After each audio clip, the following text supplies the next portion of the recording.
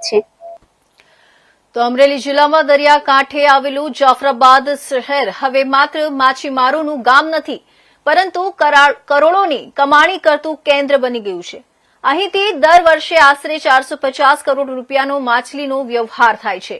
ખાસ કરીને બુમલા માછલી, બોમ્બે ડક માટે જાફરાબાદનું નામ હવે આંતરરાષ્ટ્રીય દરિયાઈ નકશામાં ચમકતું થયું છે। અમરેલી જિલ્લાના દરિયાકાંઠે આવેલું જાફરાબાદ શહેર માત્ર પ્રાકૃતિક સુંદરતા માટે જ નહીં, પરંતુ તેની દરિયાઈ સંપત્તિ માટે પણ વિશ્વભરમાં જાણીતું છે। ખાસ કરીને અહીંથી મળતી બુમલા માછલી, બોમ્બે ડક, લોકલી નોઝ બુમલા માછલી માટે જાફરાબાદનું નામ સમગ્ર દેશ અને વિદેશમાં ગુંજે છે। દર વર્ષે અહીંથી આશરે 450 કરોડ રૂપિયા સુધીનો માછલી વ્યવહાર થતો હોવાનું માછીમારો જણાવે છે। આ વિસ્તારની આર્થિક રીટ તરીકે ગણાય છે। જાફરાબાદના અનુભવી સાગરખેડુ જણાવે છે કે તેઓ છેલ્લા 30 વર્ષથી દરિયા ખેતી સાથે સંકળાયેલા છે। મેં 10 ધોરણ સુધી અભ્યાસ કર્યો છે। મારી પાસે 2 બોટ છે અને મારો એકમાત્ર રોજગાર માછીમારીનો છે। જાફરાબાદ બંદરે હાલમાં લગભગ 700 બોટો કાર્યરત છે અને 5000 થી વધુ લોકો સીધા માછીમારીના વ્યવસાય સાથે જોડાયેલા છે।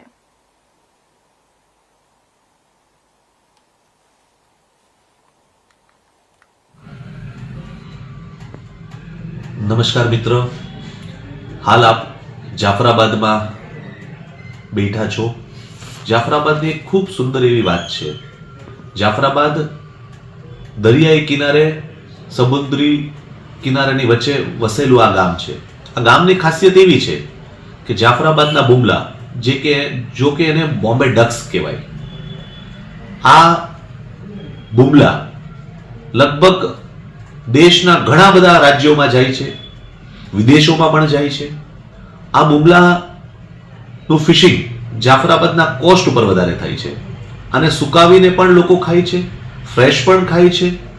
આના કારણે ગુજરાત સરકારને, કેન્દ્ર સરકારને કરોડો રૂપિયાની આવક થાય છે। અમે સરકારમાં એવી પણ રજૂઆત કરી છે કે આટલું મોટો સૂકી મચ્છીનું, જેમ કે આ બોમ્બે ડક્સનું આટલું મોટું આ હબ હોય, તો શું કામ અહીંયા જેમ ખેડૂતો માટેનું માર્કેટિંગ યાર્ડ હોય એવી રીતે માછીમારોનું પણ માર્કેટિંગ યાર્ડ બને। ઘણી વખતે આ બુમલાના જે ખરીદારો હોય છે એ બહારથી આવતા હોય, નાના મોટા માછીમારો પાસેથી આ બુમલાઓ ખરીદતા હોય અને મને આપને કહેતા પણ થોડુંક એવું લાગશે, વિચારશો કે એક ગાડીની કિંમત 35 થી 40 લાખ રૂપિયાની હોય છે, એટલે ખૂબ કિંમતી પણ આ છે। પણ આની ખાસ પ્રકૃતિ એવી છે કે બુમલા ક્યાં વધારે થાય। આપણો આ દરિયાઈ કિનારો ડોળો છે। ડોળો હોય એના કારણે બુમલાનું પેદાવાર વધારે થાય, એનું પ્રોડક્શન વધારે થાય, ખૂબ થાય। ચોખ્ખા અને છીછરા પાણીમાં આ બુમલાનું ઓછું પ્રોડક્શન થાય છે। એટલે આપણે જાફરાબાદ, રાજપરા, નવા હું જાફરાબાદ કોળી સમાજ બોટેશ્વરનો પ્રમુખ અમીરભાઈ સોલંકી જાફરાબાદ। આજે બોમ્બે ટેક એટલે બુમલાનો ધંધો આખા ભારતની અંદર, જાફરાબાદની અંદર મોટા પાયે જાફરાબાદમાં થાય છે વધારે। ને આ બુમલા જે છે પહેલાં અમે બહેનો દ્વારા બોટમાંથી લાવીને લીલા સુકવણી કરીએ, પછી ડ્રાય સુકવણી થઈ જાય પછી એના બંડલ વાળીને અમે અમારા વેપારીને આપીએ। વેપારી લગભગ ભારતના 5-6 રાજ્યમાં મોકલાવે છે, બાંગ્લાદેશ, શ્રીલંકા અહીંથી એક્સપોર્ટ પણ થાય છે। એટલે લગભગ ગુજરાતના અમારું બંદર આ બોમ્બે ડકનું પહેલું બંદર છે, મોટામાં મોટું।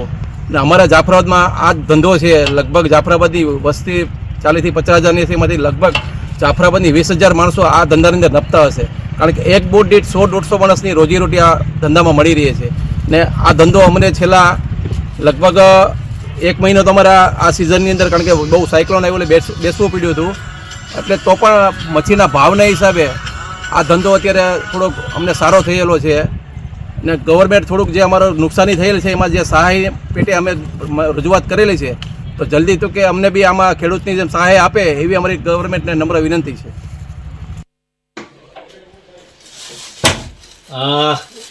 જાફરાબાદ બંદર અમરેલી જિલ્લામાં માત્ર ને માત્ર આ એક બંદર એવું છે જે કરોડો રૂપિયાનું, એટલે કે વાર્ષિક લગભગ ને લગભગ 300 કે 350 કરોડ રૂપિયા જેવુંનું કારોબાર કરતું હોય એવું આ માત્ર એક બંદર છે।